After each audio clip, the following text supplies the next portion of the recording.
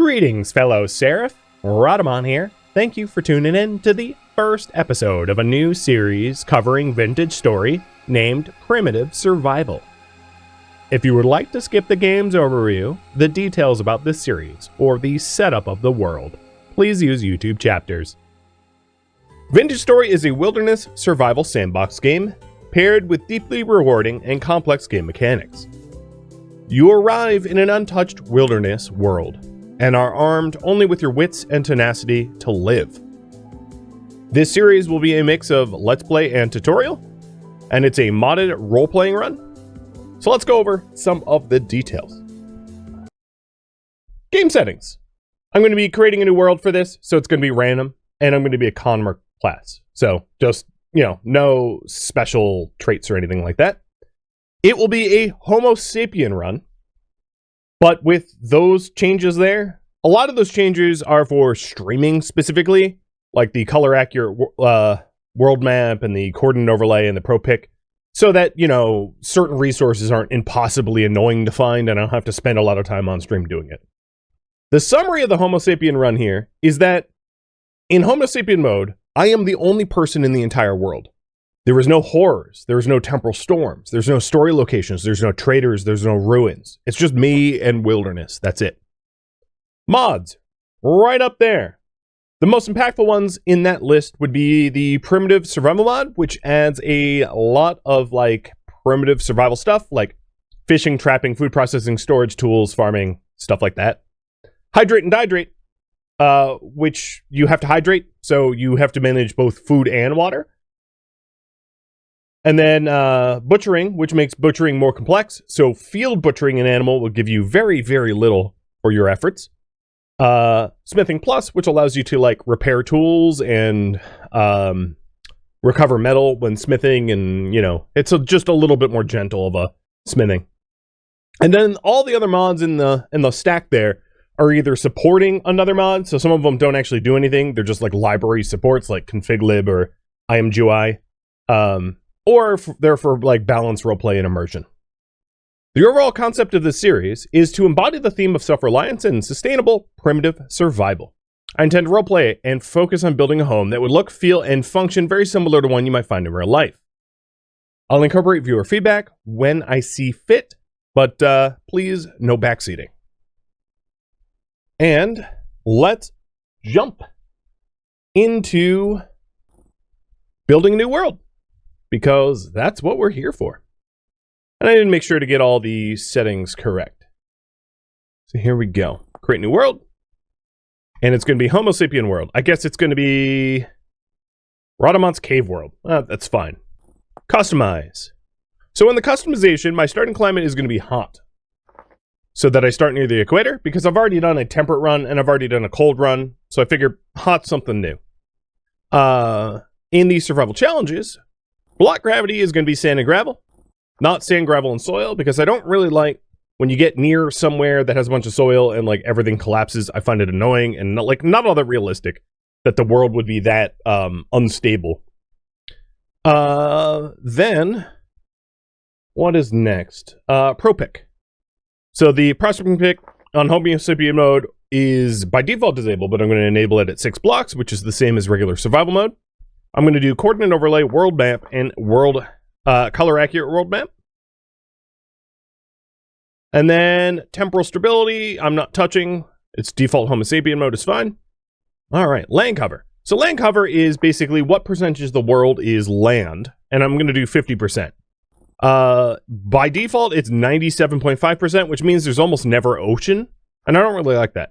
And the land cover scale is how much land there is between the oceans, basically how large the continents are. I'm going to set it to 100%.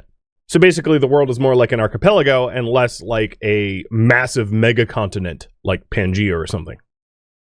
And if I'm not mistaken, those are all the changes that I had stated I would make. Yeah, I do believe so. So apply. And create world. Let's call this Radamont's Primitive Survival.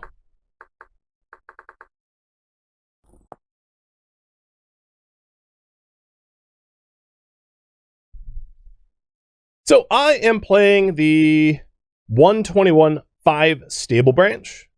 And most of the mods I'm running are rated for 125, 121.5 stable, or I have tested them to make sure that they're stable. It's not to say that I'm not going to run into bugs, because the more mods you add, the more likely you are to get bugs, but hopefully we'll have a bug-free experience. We'll hope. All right. This is what I look like. Nice Twitch purple eyes. Yep, very mellow. In a leotard. And then my class is going to be a commoner. Not like a hunter, malefactor, clockmaker, blackguard, or tailor. And here we go. So, before I jump into this, because I did want this to be a bit of a tutorial, I am going to cover some of the UI and the basic mechanics right now. This game, if you're familiar with like Minecraft and you're not familiar with Vintage Story is like a more hardcore version of Minecraft, I would say. And what we're going to be doing right at the start here is foraging for food, because I really don't have an ability to hunt anything. And we're going to die really quickly without food. And hopefully food that can provide water as well, like berries. But we'll see. So the current priority is forage for food, make basic, well, if I could type basic tools, and start a starter home. So when I say a starter home, what I mean by this is I do not have the tools to figure out where I want to live permanently, because in my permanent place to want to live, there's a few criteria that I want to fulfill, and one of the criteria requires a prospecting pick, which means I already need to be in the Metal Age to get there. So I just want like a temporary spot to live, where we're not going to sit down roots, meaning I'm not going to be like farming or anything like that in it. In terms of gameplay mechanics, blue bar, water, green bar, food, red bar, health, way over there. We've got your slots here, and offhand and mayhand. And if you keep something in your offhand, you like get more hungry, so it's best not to use offhand when you can. All right, it is 22 Celsius outside, and I started in kind of a dense forest, which is like, I'm not thrilled about, because it's very hard to see threats as dense as it is here. Whoa, or let's not fall into the holes. So I'm going to want to get more into the open, because I could very easily be ambushed by predators where I am now. What is hopping over there? Hope it's not it's a crab. Okay. All right, we got some mushrooms here that would be good forageables. And I'm going to start to nap my first tool, a flint knife. So that's the knife blade, and I'm going to go punch a tree for some sticks.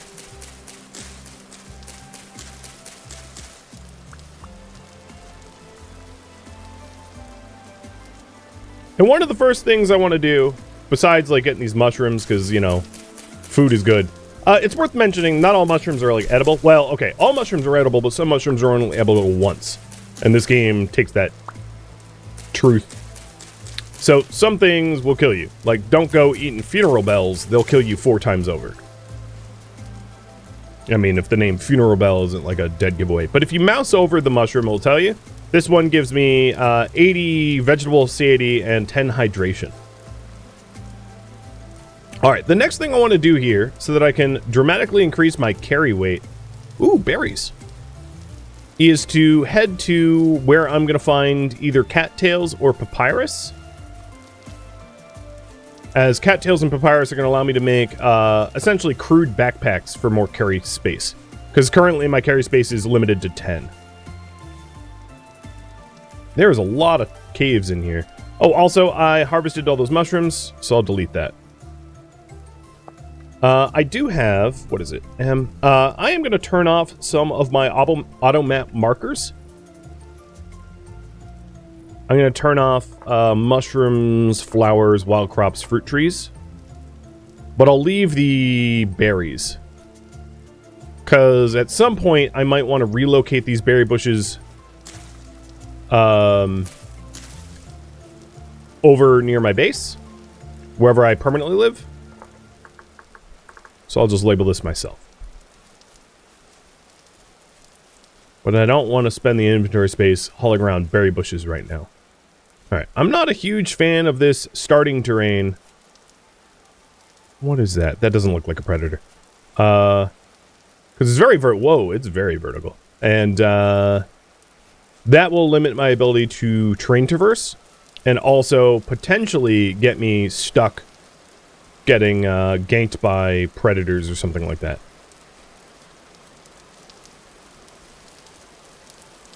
For the most part, animals in this game will, and I'm just napping a spearhead. Animals have like a certain range that they'll be in.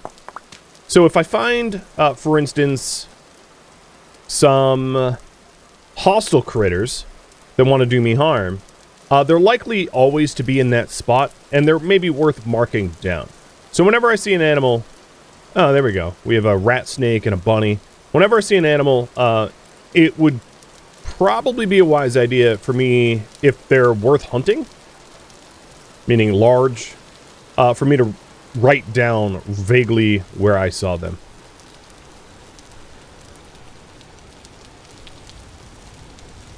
And we got even more berry bushes. Beautiful. I'm glad I'm in like a berry bush biome. Does make the start a little bit easier. For things like spelt, I'm not going to bother harvesting right now. Raw grain is not really fulfilling. And I don't need to be stuffing my stomach full of raw grain, because it's going to not really be worth the effort. But more wine caps, sure. Well, let's go ahead and hold K to get rid of the in-game tooltip thing. So far I have a knife and a spear. I have enough flint, obviously, for like an axe and stuff like that. But what I really need to be focusing on now... Ooh, flax. I think the one exception will be flax. I think I'm not going to pick up other crops outside of flax. Flax is just worth it because flax allows you to like make clothing and a whole bunch of other stuff. So the rainfall in this area is very common, and very common rainfall would really help getting farming going.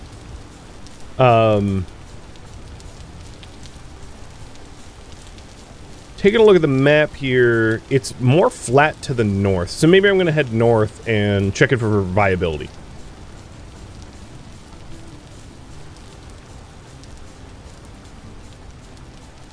It's going to be easier to traverse around the world when I don't have to do so much climbing.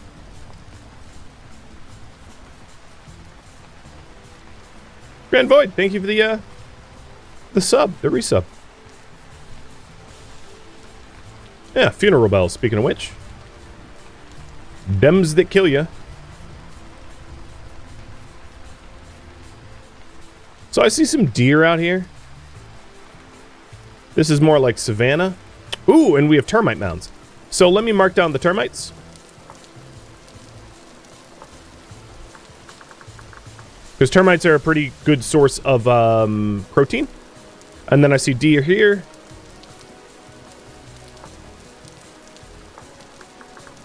I'll mark them down too. I'm not really going to be able to hunt them now, nor would I even want to, because one of the mods I'm using is a butchery mod. And the butchery mod makes it very difficult to hunt and butcher without a decent amount of infrastructure. But these termites are going to be pretty handy. I do see a hyena on the horizon, though. That in the center of the screen right there, that's a hyena. Hyenas are similar to wolves in the game, where they're like pack hunters. They do flee when you take a little bit of damage, but it would be wise for me not to pick fights with them needlessly.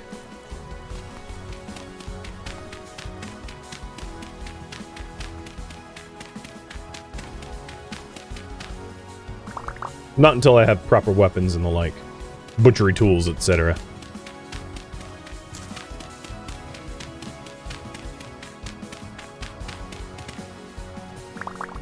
Gravel fields, like this one, although it's small, tend to be a really good way to try to find, God, I wish it wasn't foggy. Tend to be a good way to find surface copper to sort of get your metallurgy off the ground. So while I'm here, let's see if I can't spot any native copper bits. And in order to start really entering the metal age, I need about 40 metal bits. 20 metal bits will make a tool, and for you to start entering truly the metal age, you're going to want a pick and a hammer. Because when you mine things, the ores are locked up in the stone that you mine, so you can't access the ores in the stone until you have a hammer, so you require both a pick and hammer to make use of the ability to mine. I am not, however, seeing any orangey copper bits out here.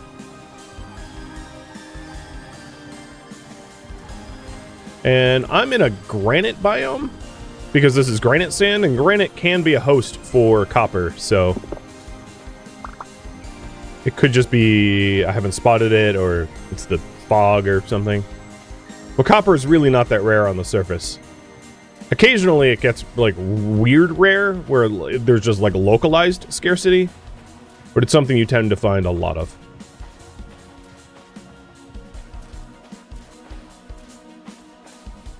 Some other things that we're going to want to do, because I'm doing a really poor job of like making bags, so I'm going to return to that focus. Oh, there's a hyena. So because my inventory is basically full, let's go focus on making some storage. Oh, there's a baby hyena.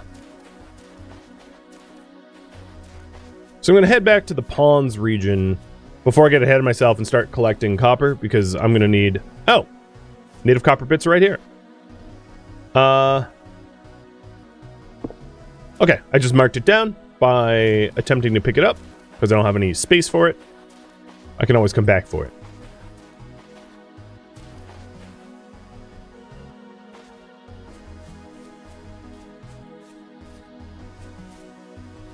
God, this fog is unwelcome.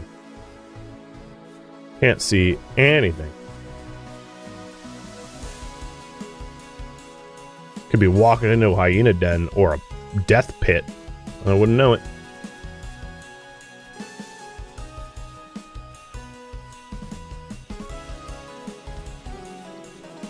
Good lord!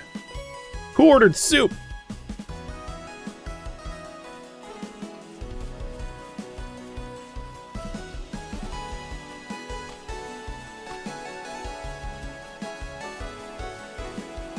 Alright, here we go. Found some papyrus.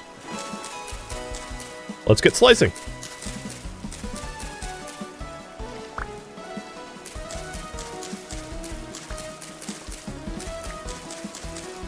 So the roots of papyrus are edible, but I am not that level of desperate, because they are not very satiating. Ah, cassava. Oh, more hyenas to my right. Alright, if I need more papyrus, I ought to head towards more ponds. They tend to grow around the ponds. Oh yeah, I can see some here.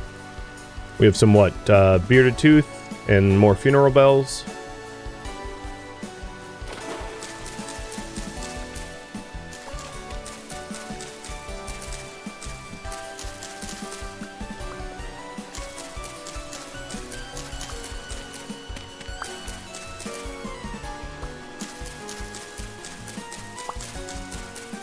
And the papyrus will regrow if I leave the roots intact. You can also, like, uproot and replant, and that might be something I do later on once I establish a permanent base, is putting, like, papyrus, cattails, berry bushes, relocating them to where I live. I just don't know where I'm going to live yet, so I'm not going to bother planning for that just yet.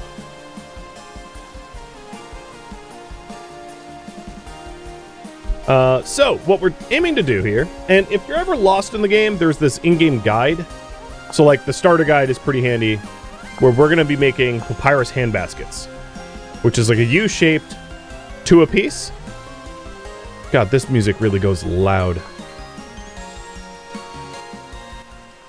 1%, guys. 1%. I'm doing what I can in order to keep music but not get blasted by it. So if we hit E as an echo and hold control, it will put the papyrus, it will evenly distribute the papyrus amongst all the slots we indicated. And now I have 6 more slots. So I want even more papyrus so I can completely fill up with papyrus handbaskets for maximum carry weight. And for that, oh yeah, there's some right here.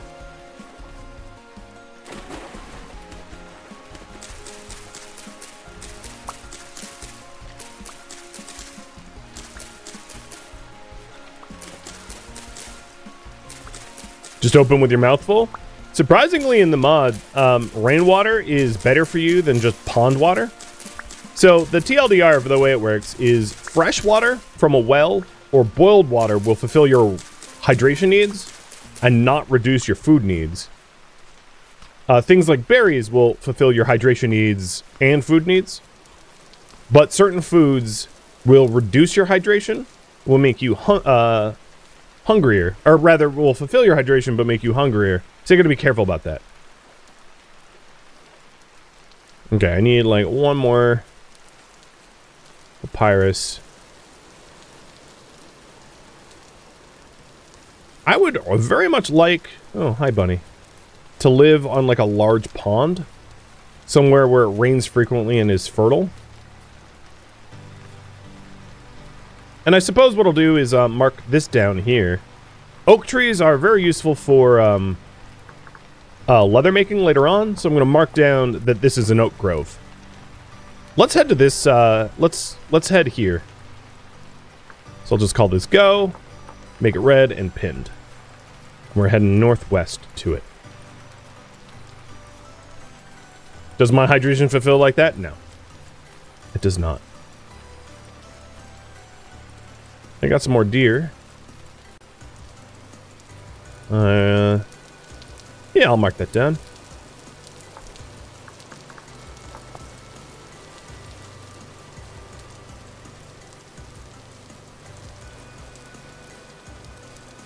Oh god, fog again. Gotta be on lookout for predators. It's one of the reasons why I immediately exited like the thicker jungles, because it's very hard to see in thick jungles, very hard to see well ahead of you. And it's easy to get ganked by hordes of hyenas or whatever.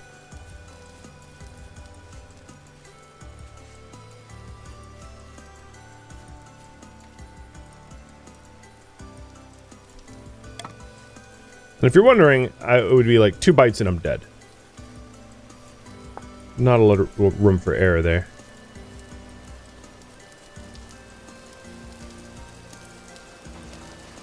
Alright, we're at the water's edge. Here we go.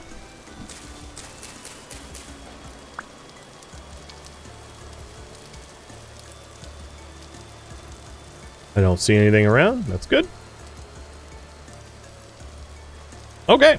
So now I have 4 baskets. This pond... Let's see if there's like a flatter section. This pond is large and might be a good initial... survival area for me to... Oh god, the terrain is just so broken. But there's a little peninsula here. And, I might settle here temporarily as a result. Wow. Oh, them some mountains. Alright, let's do that. So current priority right now is to build a starter shack.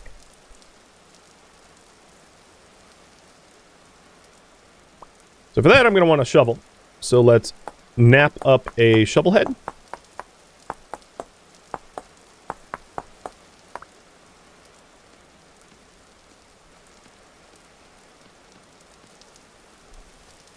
And I'm going to want to make it flat along the coast. because it's going to make it easier for me to trap fish in a weir. And I'm going to want the dirt as a building material anyway, so flattening it out works to my advantage. And the reason why I have this little peninsula is animals are not, like, amazing at swimming compared to the player. So water is also a defensive thing. That if I find myself on the receiving end of fangs and claws, I can jump in the water for a bit of like a home field advantage.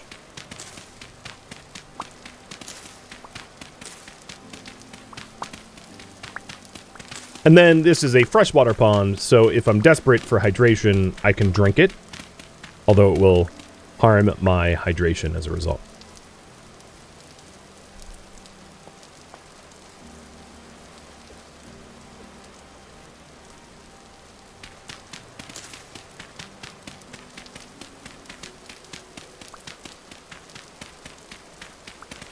Alright, I'm going to build a starter cave rather large so that I can, I won't feel claustrophobic early on.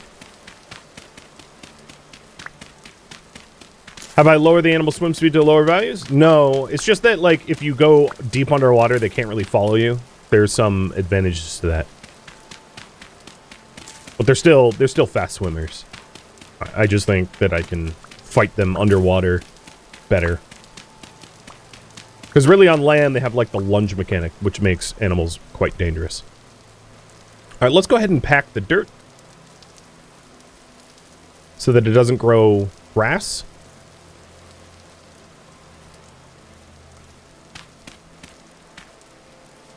And that will keep, actually, I'm going to want it higher. That will keep visibility better.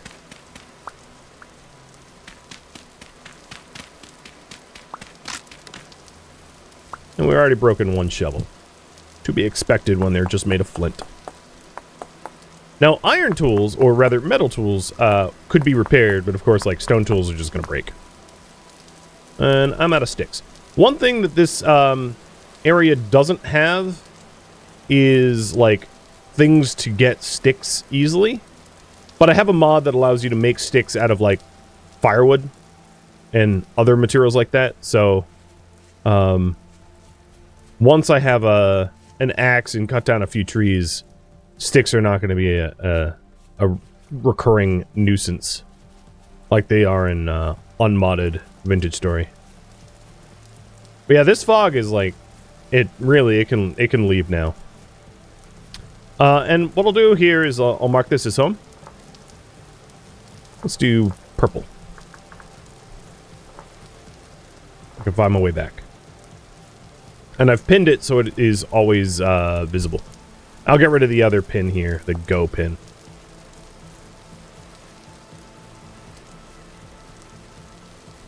Anon, thank you for the resub. And Madsen too. Yeah, I hadn't realized just how poor, stick poor and wood poor the immediate vicinity is.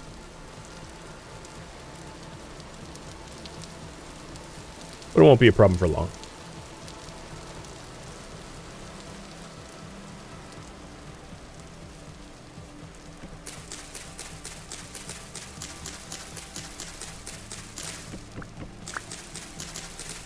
DM Jax, thank you for the sub too.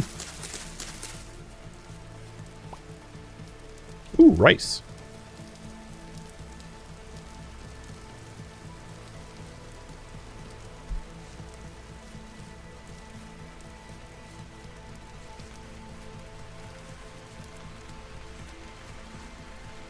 Alright, something else that would be wise to do early on is to get a source of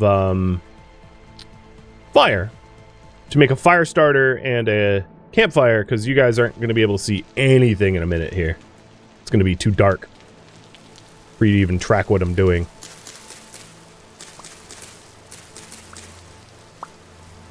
So fire starter. Done. And then I'm actually going to venture back to the tree and work on getting a torch.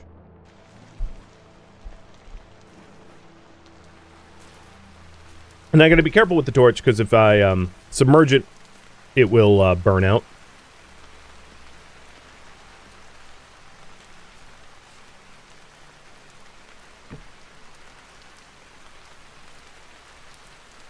Alright, so I put the torch there, and I'm just trying to... Oh, there we go. Much better.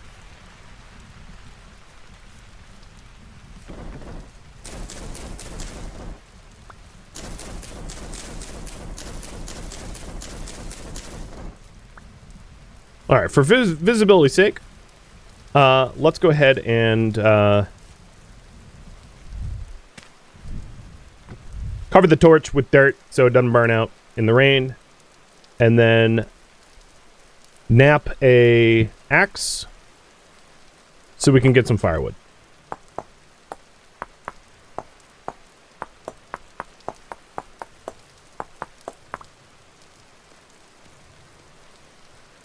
There's our axe. And shovel.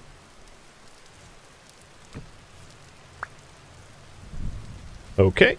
I am going to... Actually, let's put that back. I'm going to have a little bit of food here. Food and water is very, very low. I'm going to focus on eating the berries, because that's going to help with hydration.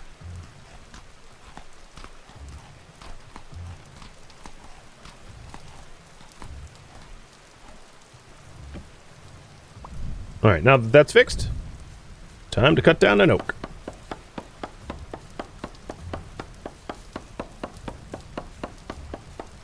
Normally I would reserve oak trees for their leather-making qualities, but there seems to be a lot of oak trees around where I live, so I'm not too worried about that. And if this axe doesn't have enough HP to cut down the entire tree, I'll cut down some of the tree and break the axe, which is fine. I could have had spare axes if I wanted to avoid that, but this doesn't look huge. It's not one of those 2x2 oaks. Oh, yeah. Good. The axe survived.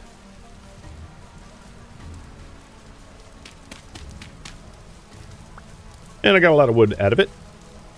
Well, let's go ahead and get back to our... I'm going to put the torch in my main hand so I'm not hungrier. Get back to our little shack. Ooh, deer.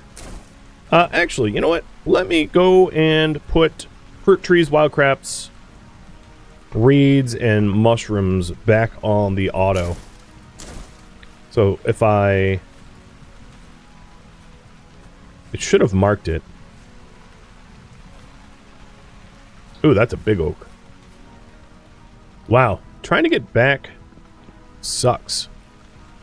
The problem is, like, if I dunk into the water with this torch in my hand, it burns out.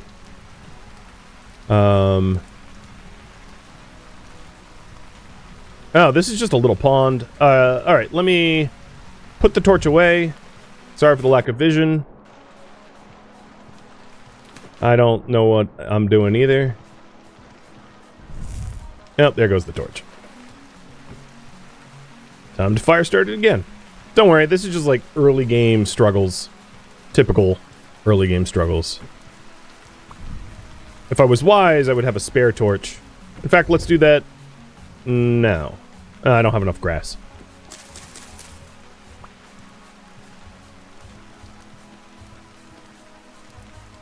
Because if you have one in your hand... Oh, I didn't mean to do that. If you have one in your hand and then one in your backpack, you can avoid the whole, like, I'm in the dark. There we go.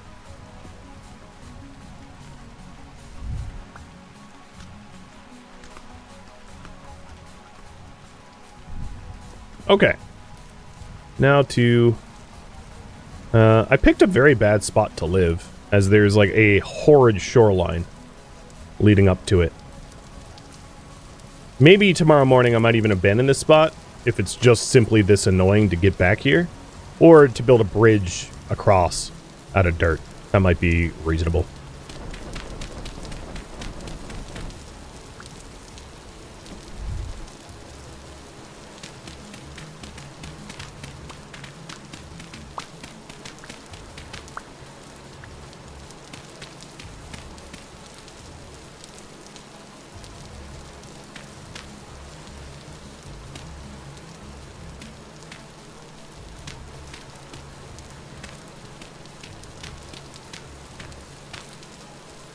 Maybe that's what I'll do. A little bridge.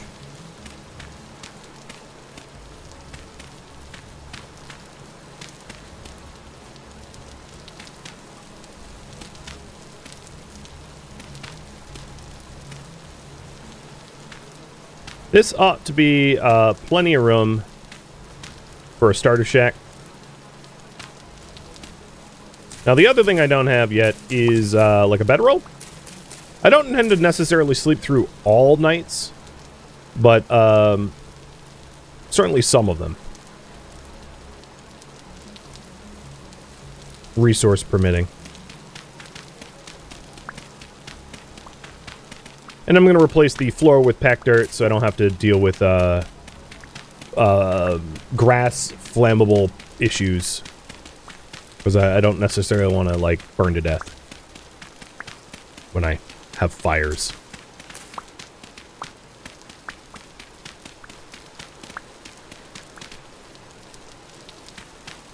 Because packed dirt is set up so that it won't allow for growth. I wouldn't say this is strictly necessary, just like a nice to do. Alright, there we go. So we have our earthen hole, for lack of a better term. Alright, next step. Let's get a fire going, and I'll put the fire in the corner here. So take our wood. I will chop this entire stack. Should have just held shift, but whatever. And we'll put 4 of it there, and then all the spare wood I'll just stack here, because I don't really need to be carrying it. Perfect. Well, let's go ahead and fill up our hydration by drinking river water. Blah. And you can see my food orange section. The orange section is a result of being extra hungry as a result of drinking bad water. So that's the mechanic at play, but I have termites to be able to offset some of the damages to that.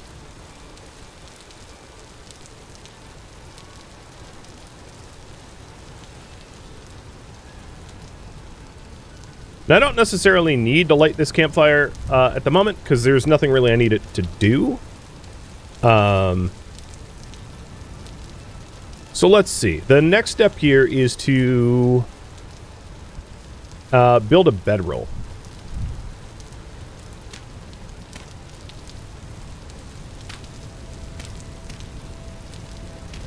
And I'm building up the shoreline here so that I can trap fish. Because I intend to set up some fish weirs so that I can get fish for free. So the purpose of the bedroll, because I'm in the Homo Sapien mode, it means there won't be stuff like temporal gears, which allows you to set like a spawn point. So alternatively, I have bed spawn. So when I lay down in the bed, it becomes my spawn point to avoid the whole like I'm nowhere near where I died scenario. And we just want 2 blocks of hay grass. Or 3 blocks of hay grass, rather, and that will form a bed.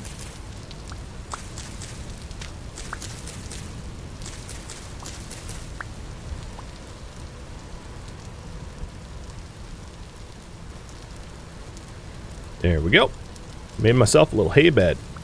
Not exactly comfortable, not exactly ideal, but stopgap measure indeed. There we go.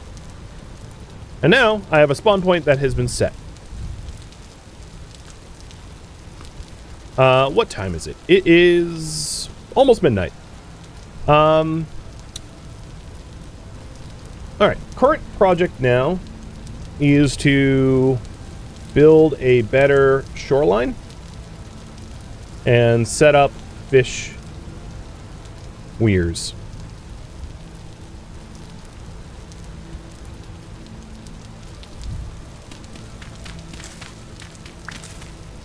Guess I'll get extra hunger with the offhand. I don't care. You guys need to see what I'm doing. That's more important. So better shoreline. I don't know why I'm trying to like force this lake. I guess I'm just stubborn. There's really no good reason to settle here over anywhere else.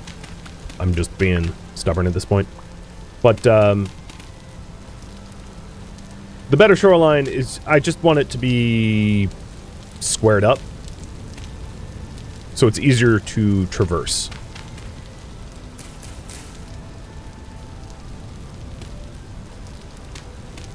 And then, at some point, I might end up building like a little bridge to the other side. A little floating dirt isthmus.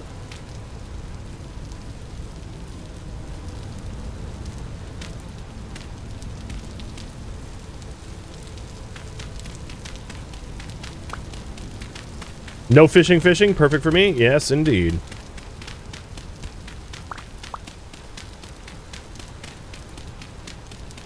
Let the fish fish themselves.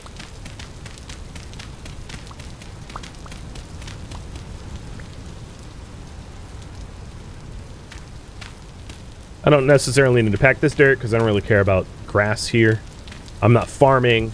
Grass, normally in the game, if you're wondering, would be an issue around farms because long enough grass can encourage bunnies to, like, spawn on you. But because I'm not farming around here, it really doesn't matter to me at all.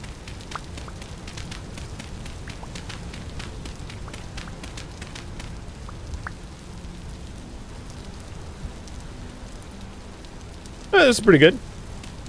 Nice squared up. Alright, so in order to get a weir, let me put my torch down. I'm gonna want... Oh, of course the torch burns out, because I didn't protect it from the rain. And this is why you have two. Put the torch there. We need somewhere to push fish traps into the soil. And this will make sense soon. So I'm lining the, my, like, pier, for lack of a better term, with dirt. And I am about to break another shovel. Thank you for tuning in to Vintage Story Primitive Survival, which originally streamed live on Twitch.